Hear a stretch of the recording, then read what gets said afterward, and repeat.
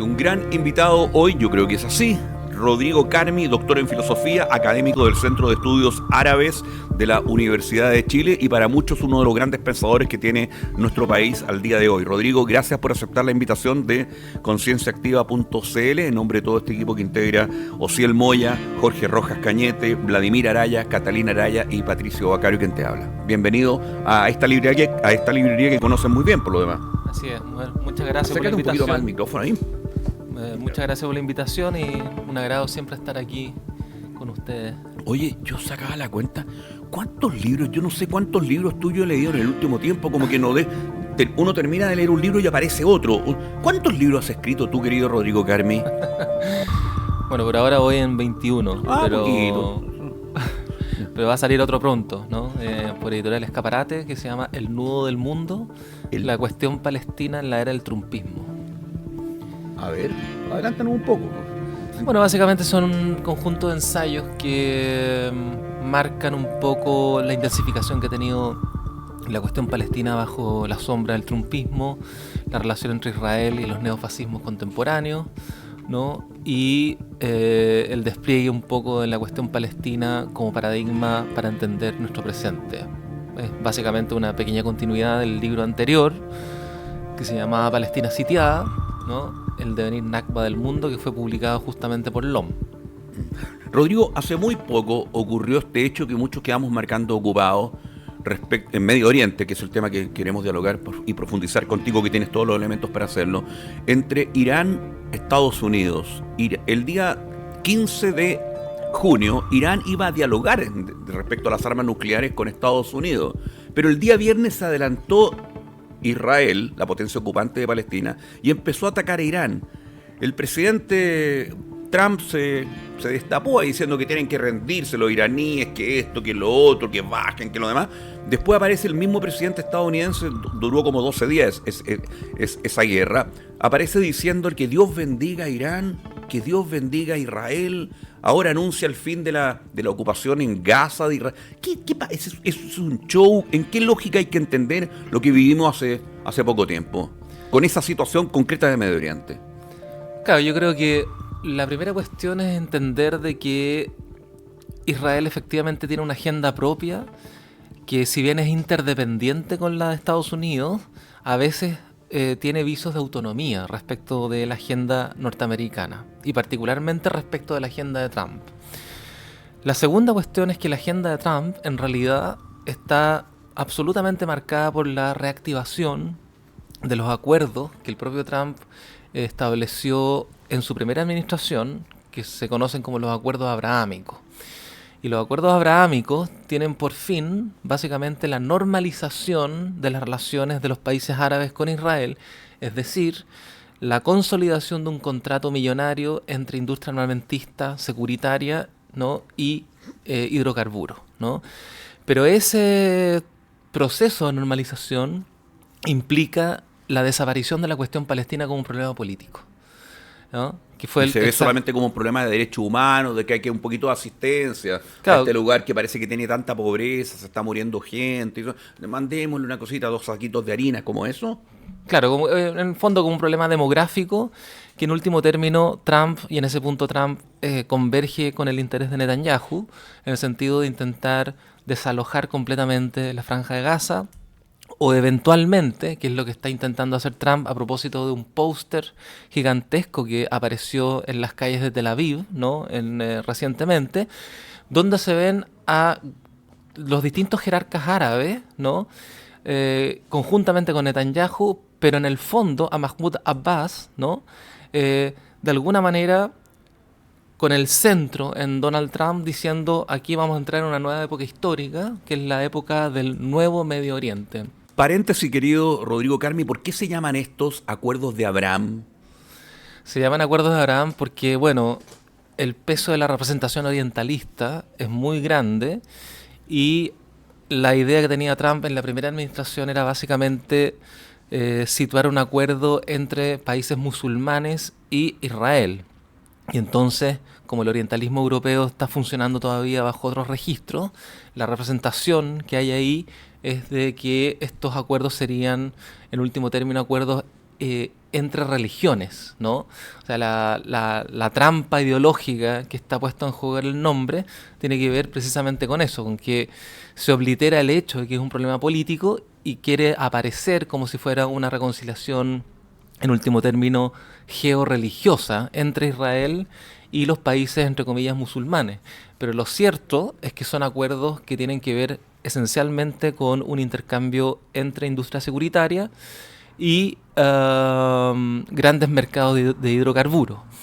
En esa ecuación es donde Palestina no existe. En esa ecuación es donde Palestina no debería estar presente, y si está presente, solo debería estar presente como un problema demográfico menor, ¿no? Y no como un problema político, tal como la resistencia palestina siempre tiende a recordarle a la humanidad. ¿Cómo es posible, y quiero apelar a tu condición de filósofo, querido Rodrigo Carmi, cómo es posible que en pleno siglo XXI, hablando de Medio Oriente, estemos permitiendo, televisado y todo lo demás, que gente se esté muriendo literalmente de hambre, de comida y de falta de agua? Que niñas y niños hoy en Palestina ocupada estén naciendo con malformaciones, que mucha gente va a morir en los próximos meses, en los próximos años, por muchas enfermedades que no se han podido tratar en todo este tiempo. El caso de las mujeres, de los hombres, cosas tan sencillas como cáncer mamario, cáncer de próstata, que tú tienes que hacerte exámenes y cosas por el estilo. 25.000 cosas por el estilo, y todo se ha permitido. ¿Qué reflexión te merece aquí en concienciaactiva.cl? Bueno, yo creo que hay una reflexión muy interesante de un escritor martinico que tiene un libro que se llama El discurso sobre el colonialismo, que se llama Aimé Césaire, y él en ese texto dice lo siguiente, que yo creo que nos debe ayudar a entender un poco lo que está sucediendo, porque tu pregunta tiene que ver exactamente de por qué el exterminio es posible después de que hemos tenido experiencias de exterminios previas, y que eventualmente esas experiencias previas del exterminio habrían sido conjuradas a partir de un nunca más, ¿no? ¿Por qué el nunca más no funciona, ¿no? Y bueno, lo que plantea Césaire en Discurso sobre el colonialismo es lo siguiente, dice, el problema de Hitler, ¿no? El problema de Hitler no fue que aplicó técnicas coloniales, porque todos los países europeos en el siglo XIX, en el siglo XVIII y la primera mitad del siglo XX aplicaron técnicas coloniales contra los árabes, contra los africanos, contra los asiáticos. El problema de Hitler fue que aplicó las técnicas coloniales, pero contra los blancos, contra los europeos. Y lo imperdonable de Hitler para los europeos es precisamente que Hitler hizo lo mismo que los europeos hacían con el resto del mundo, pero ahora con los europeos. Uno podría dar vuelta al argumento de Césaire, pero con Césaire diciendo, ¿por qué a Israel se le perdona el genocidio? Se le perdona el genocidio porque el genocidio está centrado fundamentalmente sobre una población que no es, entre comillas, europea, que es palestina, y que por lo tanto puede ser prescindible desde ese imaginario orientalista que de alguna manera inunda las representaciones prevalentes del mundo. Es como todas las muertes que hoy día, y hace muchos años, décadas, ocurren en el llamado tercer mundo, que están absolutamente naturalizadas, por decirlo de alguna forma aceptadas. Exactamente. No están muriendo ciudadanos franceses ni italianos. Claro. Y además en las grandes corporaciones mediáticas, si uno se fija en la utilización del discurso funciona precisamente en orden a naturalizar esa realidad. Porque, como tú bien decías, ¿cierto? Muchos medios de comunicación plantean, bueno, murieron 520 palestinos, murieron 30 palestinos, murieron, como si hubieran muerto solos por causas eventualmente naturales, cuando en realidad están sistemáticamente siendo asesinados por una maquinaria de muerte, ¿no? A la cual tanto Estados Unidos como Europa no solamente apoyan, sino que además, ¿no? La perdonan permanentemente. Y la perdonan permanentemente porque no está ocurriendo ese genocidio sobre población europea. La publicidad en Chile tiene que ver con el sionismo internacional, porque yo entonces no entiendo de otra forma que los medios nacionales, por ejemplo, no hablen como tú muy bien dices, porque además es lógico, fueron asesinados por Israel tantas personas y no lo dicen. ¿Por qué? ¿Qué pasa con el tema de los medios de comunicación ahí respecto a Medio Oriente, que informan siempre como, cuidado con lo que estoy pisando huevos? ¿Qué ocurre? ¿Quién maneja la publicidad o no se puede decir eso? es que las grandes corporaciones mediáticas están articuladas en una geopolítica mediática y los grandes conglomerados chilenos están alineados con esas grandes corporaciones y por lo tanto con ese guión que se repite una y otra vez, ¿no? A propósito, en este caso... Pero ¿cuál es el del problema de genocidio. salirse del guión? Esa es la pregunta. Rodrigo Carmi, doctor en filosofía, profesor del Centro de Estudio Árabe. ¿Por qué no te puedes salir del guión? Bueno, porque salirte del guión significa expresar la verdad. Y salirte del guión y expresar la verdad significa tener un costo, pagar un precio, y ese costo es la exclusión, ese costo es la invisibilización, y ese costo, en último término, va a tener que ver incluso con la criminalización, dado que ahora estamos en una permanente guerra de guerrillas a nivel del lenguaje, en el sentido de que se están intentando imponer categorías, ¿no? Instaladas por los grandes medios y por las grandes hegemonías universitarias también, no solamente por los medios, en contra de lo que podríamos denominar el dialecto palestino, ¿no? El vocabulario palestino que está funcionando en distintas partes del mundo como un vocabulario de resistencia. Por ejemplo, en algunas universidades en Estados Unidos han expulsado estudiantes por decir intifada. En algunas universidades de Europa han censurado a gente por hablar de Nakba, ¿no? Es decir, el vocabulario palestino es un vocabulario prohibido, pero es prohibido porque ¿qué es lo que Palestina hace que resulta tan amenazante para un ordenamiento cuya única estabilidad se sostiene en la censura y en la criminalización? Lo que pasa es que Palestina en realidad es la verdad de la época. Y cuando decimos la verdad de la época, la decimos en sentido fuerte. Verdad significa en este sentido que Palestina es el acontecimiento que muestra el crimen inmanente del sistema político vigente. Cuando tú dices Palestina, el sistema político vigente se molesta inmediatamente porque trata de ocultar permanentemente, ¿no?, esa fisura, ¿no?, que está completamente bañada en sangre y que constituye el genocidio, no solamente aquel que ha prevalecido durante estos casi 2 años, sino que el genocidio de la Nakba en su totalidad, ¿no? Entonces, Palestina hoy día es el término, ¿no?, que expresa la verdad, desoculta la verdad, desnaturaliza, ¿no?, a un sistema que dice ser súper democrático, que respeta las libertades, etcétera, y muestra el carácter terrorista del sistema, ¿no? Rodrigo Carmi, ¿por qué todos se someten al aliado incondicional y parte del crimen que se lleva en Palestina, parte protagonista? Yo diría con la misma responsabilidad que quien lo ejecuta, que Israel, Estados Unidos. No sé si compartes conmigo. ¿Por qué todos se someten? Y como Estados Unidos tiene poder de veto en Naciones Unidas, la cosa queda ahí. Pero ¿por qué los países no pueden actuar en forma propia? Bueno, yo como país que creo en esto, que creo en la dignidad, que creo en la moral, que creo en la decencia, yo voy a tomar ciertas normas, ciertas medidas para esto. A este país no entran más, no se compra más a las colonias israelíes que están en territorio palestino ocupado, etcétera. ¿Por qué no se toman resoluciones cada países, ya que no pueden hacerlo en general por Naciones Unidas? Bueno, yo creo que es una pregunta que tiene varios puntos, digamos, varias lecturas, varios lugares desde donde uno podría contestarla. La primera cuestión es que evidentemente el genocidio en Palestina lo que está revelando es la ruina del derecho internacional. Esa es la primera cuestión. Y la ruina, al mismo tiempo, o más bien el crimen, del propio sistema internacional, ¿no? Esa es la primera cuestión. La segunda cuestión es que evidentemente lo que está en juego acá, ¿no? No solamente en Palestina, sino que incluso en la propia cartografía colonial del mundo árabe, ¿no?, es, por decirlo de alguna manera, los estertores agónicos de un imperialismo que se convirtió en hegemónico, por así decirlo, entre finales del siglo XVIII y principios del siglo XIX, y que es lo que podríamos denominar el imperialismo anglosajón o euroatlántico, pero particularmente anglosajón, ¿ya?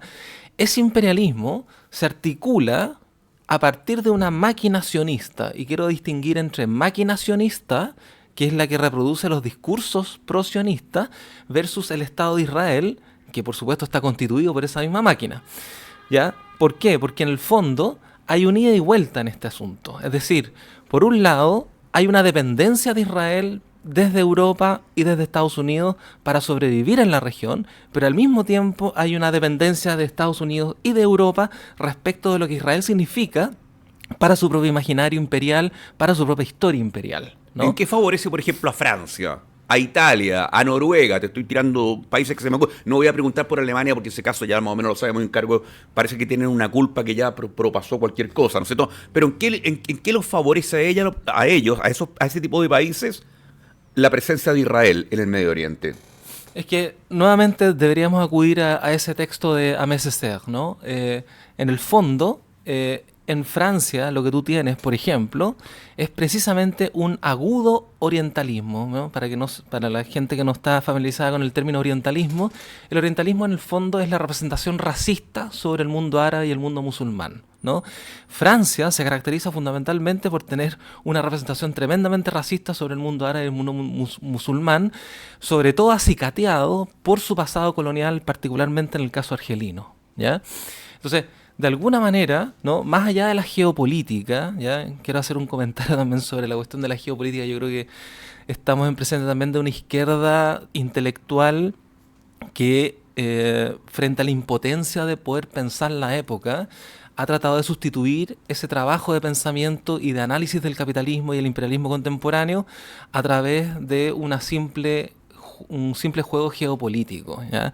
Yo creo que la geopolítica es importante, pero lo más relevante es que el soporte de toda esa geopolítica, la articulación imaginaria de esa geopolítica, es una máquina sionista que produce y reproduce representaciones racistas sobre el mundo árabe e islámico, y que es precisamente lo que está en juego en la impunidad con la que Israel está masacrando a los palestinos, ¿no? Palestina, ¿cómo es posible que hoy día la única autoridad que reconocida a nivel mundial de Palestina es la Autoridad Nacional Palestina? Muchos la ven como un títere de las potencias occidentales, un títere de Estados Unidos, y una una autoridad que es dirigida por un hombre que se llama Mahmoud Abbas. Yo no tengo nada en contra de él particularmente, pero un hombre que ya tiene 90 años, ¿no es cierto? Y que no muestra la vitalidad de un Mick Jagger, por decirlo así, que ya debe tener unos 83, 84, porque uno podría decir, bueno, por aquí hay un poco más de... Claro. Un hombre que da la impresión que está sentado ahí en el salón de gobierno. ¿Cómo es posible que Palestina, que hoy día necesita salir al mundo, reunir plazas, gente, esté dirigida por un hombre de 90 años con estas características que tiene Mahmoud Abbas, el representante de Estados Unidos? ¿Tú compartes eso, que es el representante de Estados Unidos? Sí, y es muy buena observación la que tú hacís respecto de que el cuerpo mismo de Abbas, el cuerpo físico de Abbas, es un cuerpo esencialmente atávico, anquilosado, ¿no? En último término, viejo e inútil, por decirlo de alguna manera. Entonces, el cuerpo de Abbas representa el cuerpo político de la Autoridad Nacional Palestina, en el sentido de que la Autoridad Nacional Palestina fue una creación, ¿ya? Articulada fundamentalmente por los llamados acuerdos de Oslo, y yo creo que precisamente lo que está en cuestión en los últimos 2 años, y no solamente en los dos últimos años, sino que un poquito antes, yo diría, desde la intifada del año 2000, es la legitimidad de los acuerdos de Oslo. O sea, yo creo que la única manera que la resistencia palestina pueda reconstituir el problema de la descolonización y decirle al mundo que el problema palestino se resuelve con la descolonización es dejar atrás los acuerdos de Oslo. Los acuerdos de Oslo lo que hicieron fue neutralizar e instalar una matriz neoliberal en la administración colonial. No todos saben, Rodrigo Carmi, lo que son los acuerdos de Oslo, que sería bueno que lo pudiera resumir un poco. Fueron unos acuerdos que negoció básicamente la OLP con Israel entre 1992 y 1993, ¿no? Y que tenían por objetivo básicamente resolver algunos temas que para los palestinos eran importantes, el tema de los refugiados, el derecho a retorno, etcétera, y que por supuesto la posición palestina siempre fue una posición muy frágil en la negociación, e Israel hizo todo lo imposible, ¿no?, para abortar todas las negociaciones posibles, y por lo tanto lo que ocurrió ahí es que más allá de las negociaciones que fructificaron y las que no fructificaron, que son la mayoría, lo que me interesa de Oslo no es tanto el tenor de las negociaciones como el vocabulario que Oslo impone, el paradigma del lenguaje que Oslo impone, porque en ese paradigma el vocabulario político de la OLP no cabía. El vocabulario político de la OLP, que tenía como horizonte la descolonización de Palestina, no cabe en los acuerdos de Oslo, porque la Autoridad Nacional Palestina se crea precisamente para administrar solamente, ¿no?, esa colonización. Y por supuesto, como tú bien lo señalábamos de comentario y pregunta, la Autoridad Nacional Palestina está financiada por Europa y por Estados Unidos. Lo cual significa que cualquier intento de descolonización por parte de la Autoridad Nacional Palestina, ¿cierto?, es una transgresión que perfectamente pueden cortar el flujo financiero, ¿no? Y ese flujo financiero no puede ser llenado por otra situación que a uno le llama también la atención y alguna gente lo manifiesta. Hay tanto pragmatismo de parte de Rusia y de parte de China, que son potencias mundiales, que no pueden intervenir porque ellos han demostrado, comillas, cierta simpatía o cierto respeto por Palestina. ¿Por qué se mantienen solamente en el buen decir? Sí.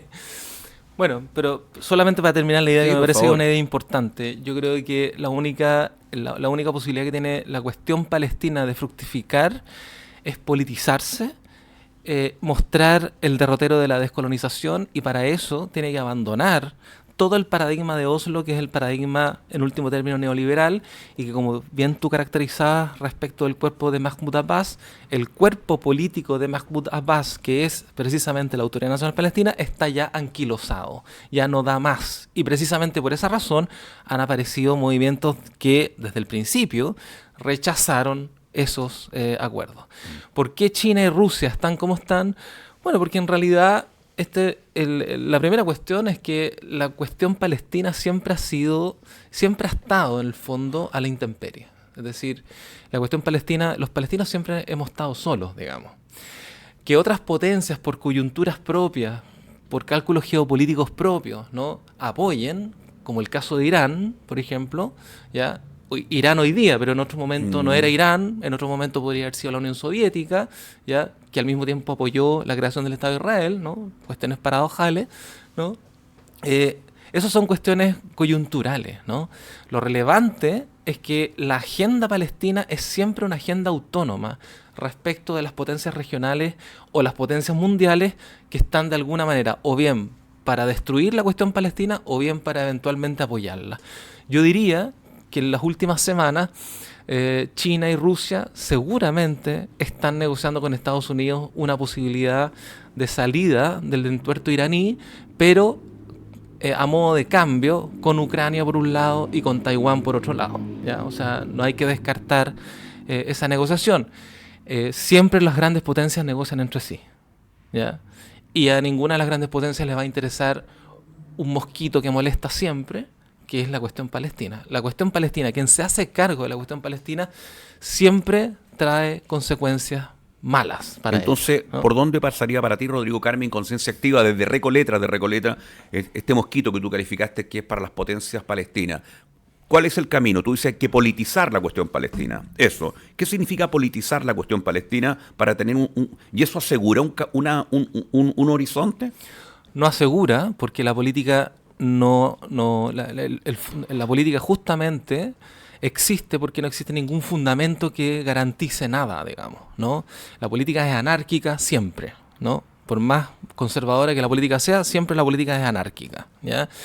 Lo cual significa que no tiene ningún fundamento que garantice un determinado resultado. Lo único que yo digo es que la única manera de que la cuestión palestina se abra más allá del genocidio es que reconstituya el vocabulario de la resistencia y se articule en función del problema de la descolonización como horizonte. Es decir, que recupere el problema de la descolonización como horizonte, y para eso puede tener apoyos importantes de aquellos países o aquellos pueblos que se conocen como los del sur global, ¿ya? Llámese. Por ejemplo, Sudáfrica, ¿no? Por ejemplo, importantísimo me parece ha sido el apoyo sudafricano en la querella que implantó Sudáfrica contra Israel en la Corte Internacional de Justicia. ¿Y qué ha pasado con eso a propósito? Espérate un poquito, es que creo que más allá de eso, me parece que es importante. ¿Por qué? ¿Ya? Porque lo que hace Sudáfrica son dos cosas. Uno, aceptar el relato palestino sobre Israel. Es decir, ¿cuál es el relato palestino sobre Israel? Que básicamente Israel representa la Nakba. La Nakba por primera vez adquiere una legitimidad de relato legal para construir un caso legal, ¿no?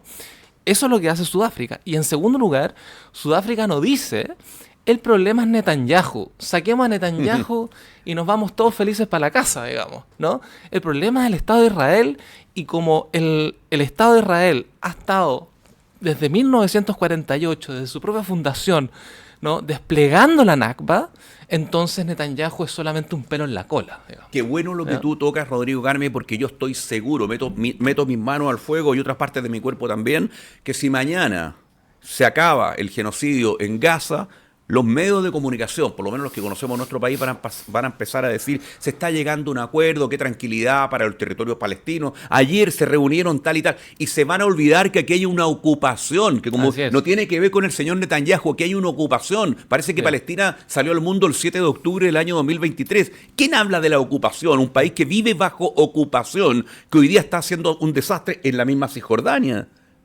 Así es. Nadie discute el tema, Rodrigo. Me gustaría que hablaras de eso, de la ocupación que vive Palestina. Sí. Bueno, la ocupación básicamente es un momento de la colonización y por lo tanto un momento importante de la Nakba. La Nakba me parece que tiene, en Palestina, tiene tres grandes momentos. El primer momento es en 1948, cuando se funda el Estado de Israel y por lo tanto se expulsa a 750.000 palestinos de sus casas, ¿no? El segundo momento es precisamente la Guerra de los 6 días, donde se cristaliza la ocupación sobre el 22% del territorio que había permanecido como remanente de del primer proceso de la Nakba, ¿no? Y esa ocupación, ¿no?, de ese 22% del territorio sigue vigente hasta el día de hoy. Y eso es lo que la jerga jurídica del derecho internacional denomina territorios ocupados, ¿no? Ahora, hay un tercer momento de la Nakba, me parece a mí, que tiene que ver justamente con la consolidación de la segregación cuando se establecen los acuerdos de Oslo de los que hablamos hace un rato atrás, y un cuarto momento de la Nakba, que es lo que estamos experimentando hoy día con una intensificación por parte de Israel de la conquista, digamos, sobre la Franja de Gaza y la consumación del genocidio, ¿no? Y sería muy bueno que los medios de comunicación también entendieran que cuando hablamos de la ocupación significa hechos concretos, sobre todo a los que se refieren a Israel como la única democracia. Yo trato de hablar con la mayor objetividad del mundo, siendo chileno ascendencia a Palestina, lo mismo que te ocurre a ti. Eso significa cosas puntuales que ocurren en la Palestina ocupada.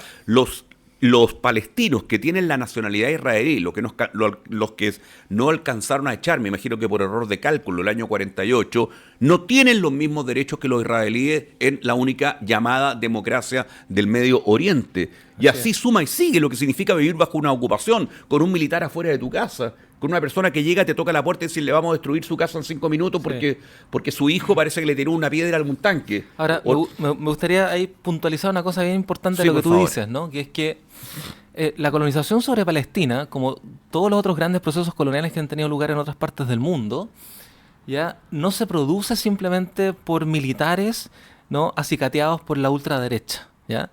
De hecho, la Nakba de 1948 fue ejecutada precisamente bajo gobiernos laboristas, ¿no? El año 67, la ocupación, también había un gobierno laborista, ¿no?, en Israel. Y en segundo lugar, es muy importante para la empresa colonial los civiles, ¿ya?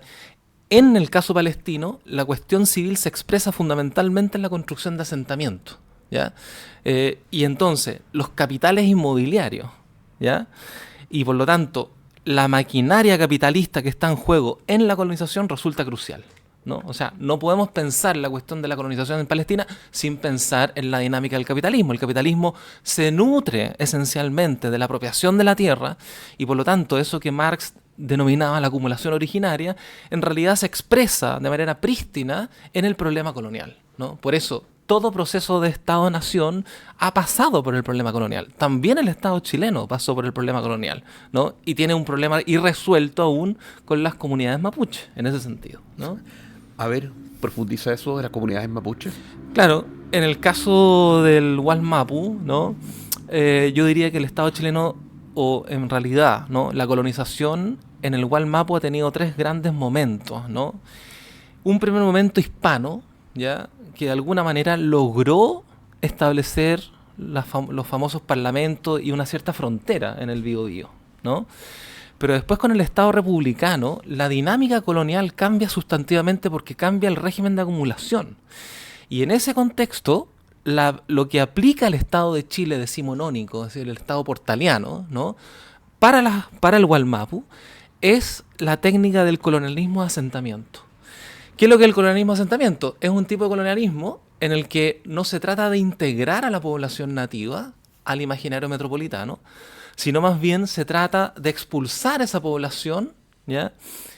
Para apropiarse de sus tierras, ¿no? El colonialismo de asentamiento es una forma de apropiarse de la tierra directamente porque tú expulsas a la población. Ese tipo de tecnología, colonialismo de asentamiento, fue inspirada por Estados Unidos.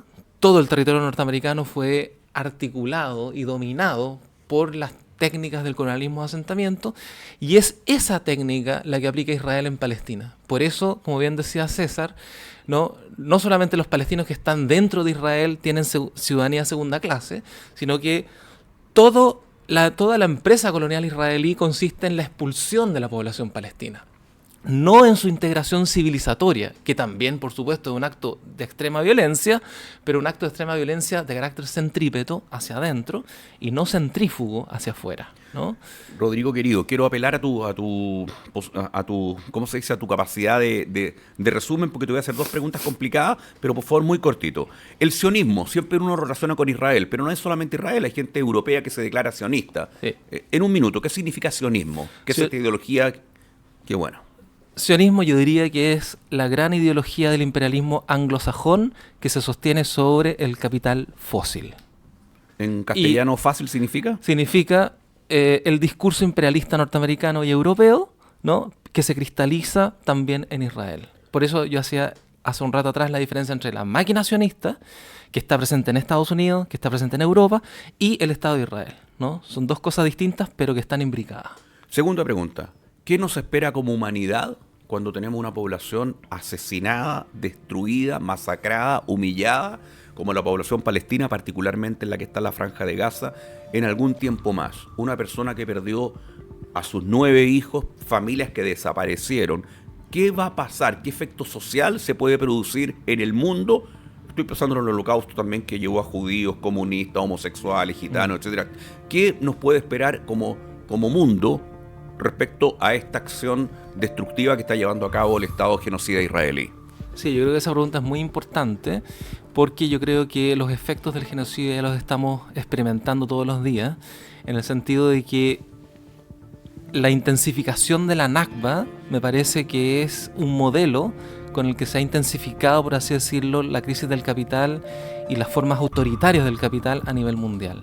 Dicho de otra manera, lo que yo pienso es que estamos asistiendo a un momento de guerra civil planetaria que tiene distintos ribetes, distintas zonas, distintas intensidades, dependiendo de los lugares, pero donde Palestina es precisamente su paradigma.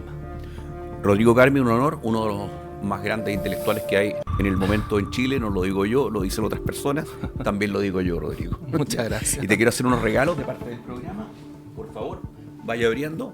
Muchas gracias. Este es el primer regalo, ábralo la cámara porque también nos lo buscamos. Genial. A ver si lo puedo abrir. No, si lo puedo abrir. Estupendo, porque me iba a llevar esta... Me llevo las dos, entonces. ¿Cómo se va a llevar una polla ya con café? Y este regalo que te hacemos también quiero que tú se lo expliques a la gente quién es. Tú sabes quién es. Fantástico. Y que le expliques por favor a la cámara, donde nos están viendo en todas las plataformas sociales en concienciaactiva.cl. Explícale en la Esta es una caricatura que se llama Handala, ¿no? Y que fue hecha por un caricaturista palestino en los años 60 que se llama Naji Ali, y que justamente consiste en un niño que está mirando... Bueno, nosotros le miramos la espalda nomás. Exactamente. Porque es un niño que está muy enojado porque en último término está esperando que todo el mundo haga algo para resolver la cuestión palestina. Y él va a crecer cuando Palestina sea libre. Exacto. En el fondo es eso. Ya, te saco la cuenta al tiro. Handala te sale 2.200 y el tazón 3.003. Oye, pero aquí yo tengo una cuenta de ahorro ya. Gracias, querido Rodrigo Carmi. Bueno, en pantalla han aparecido algunos de un libro. Y el último que vas a sacar dentro de poco, decías, es... Sí, se llama El nudo del mundo, la cuestión palestina en la era del trumpismo, ¿no? Un honor haberte tenido acá. Gracias en nombre de Osiel Moya Plaza, perdónenme, pues, ¿no es cierto? Jorge Rojas Cañete, Vladimir Araya, ¿segundo apellido, Vladimir? Correa, muy bien. Y Catalina Araya, Catalina Araya Rojas. Eso es todo. Patricio Bacaro Díaz, César Agüey Charad. ¿Cómo estoy? Muchas gracias, que estén bien. Concienciaactiva.cl.